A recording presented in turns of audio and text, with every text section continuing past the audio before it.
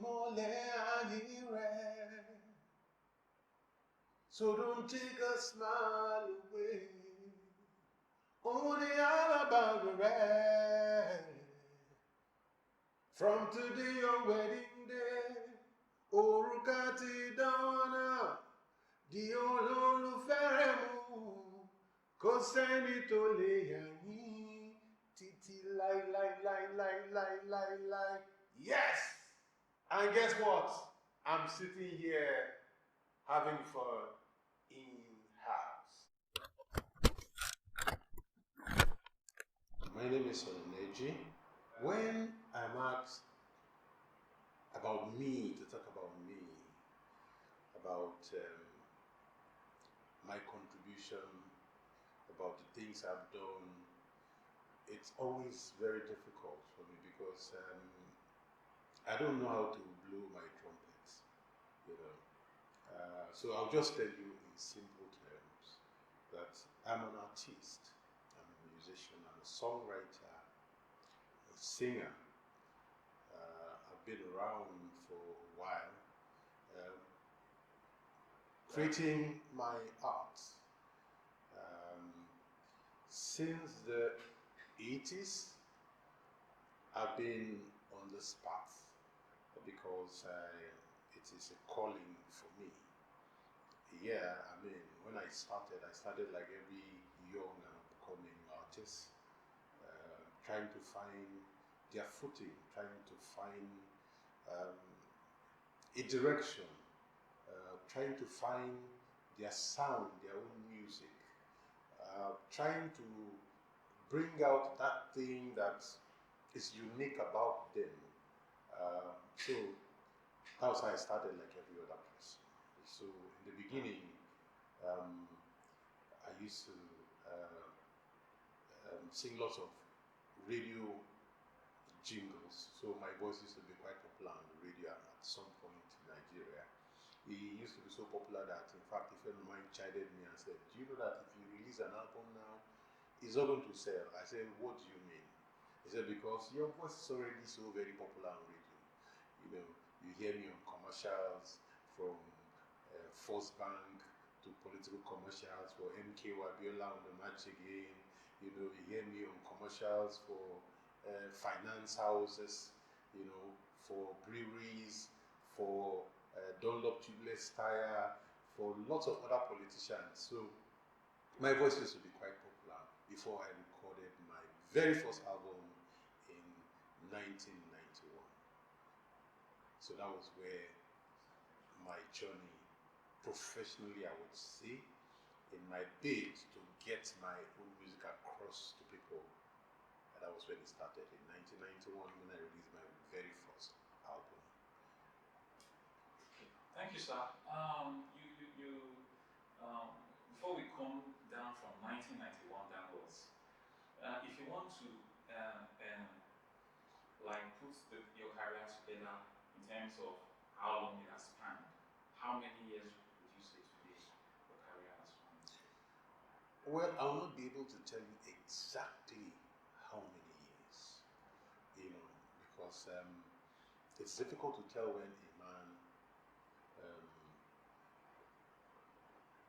started creating, you know, was it when I started writing the songs, or was it when I started dreaming, or was it when I started recording jingles, or was it when I started singing backup for artists, or was it when I was on stage, you know, or was it when I released my very first album?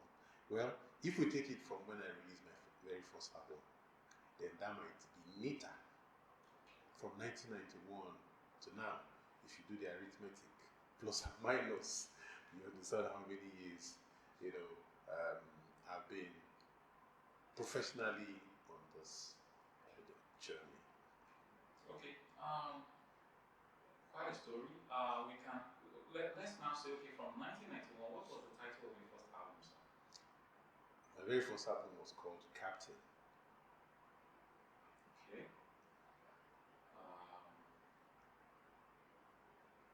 And when did you work on your next album? What year did your follow-up album My follow-up album came in 1997.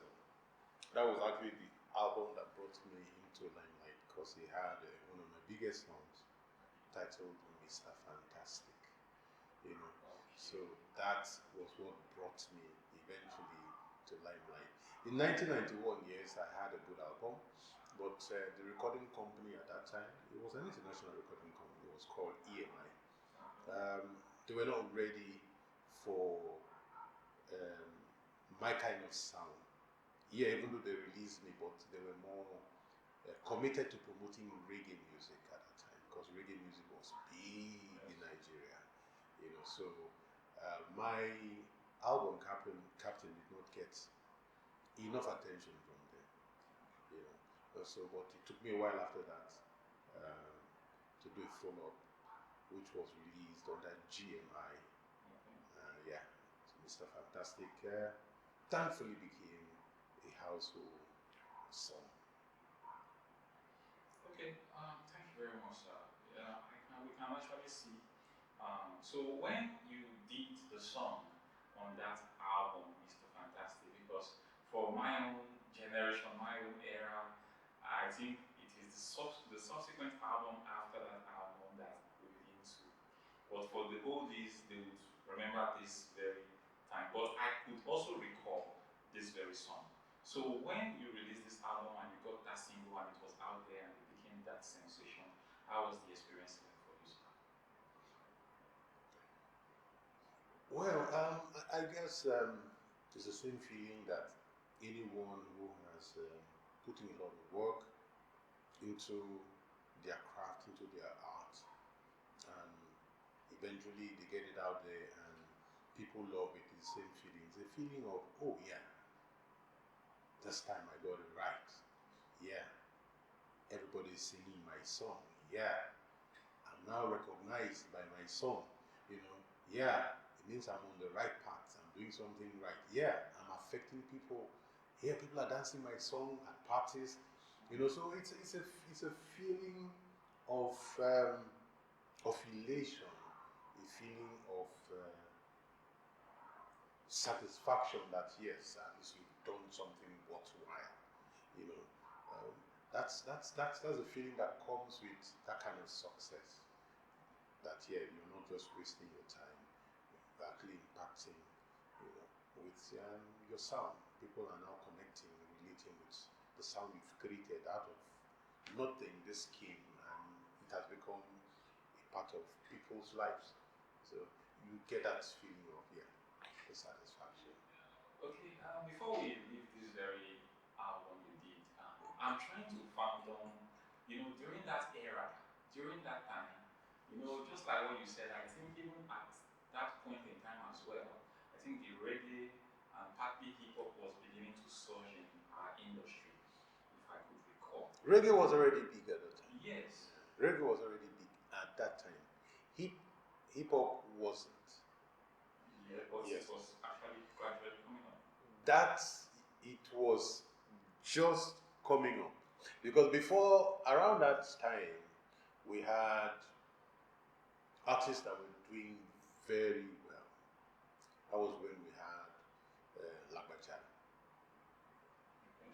Lagbaja came out around that time. In fact, for a while, before I released Mr. Fantastic, I used to be in a band. I used to be the lead singer of a band that was owned by Bisadi Olugunde.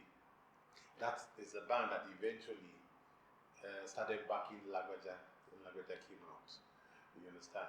It was around that period that I broke away and released Mr. Fantastic. So, from Western music, completely Western music, our music appreciation in Nigeria used to be Western music or reggae. Okay. Do you understand? Nothing like Afro then. It was either Western music or reggae music. Now, outside that, of course, we had the followership for our own traditional songs like music like Juju, like Fuji, like High Life, and like Akpala. Do you understand? If you're talking about the Afrobeat we have now, no. It's that it had not even taken roots. Do you understand? Nobody was on that path like that. the closest thing would have been what I was doing. Do you understand? The closest thing would have been what I was doing. That's why, to a large extent, people say, yeah, I probably was rich at some point, because I started a style that wasn't completely high life, and it wasn't completely Western, you know. There was my music used to be up to now is very eclectic, because of my music appreciation. I grew up listening to everything and everyone, from juju to Fuji to pop to funk to jazz to calypso to country music to high life to Afrobeat. I used to listen to everybody, to pop, to rock. So all those influences, yes, I had them in my sound.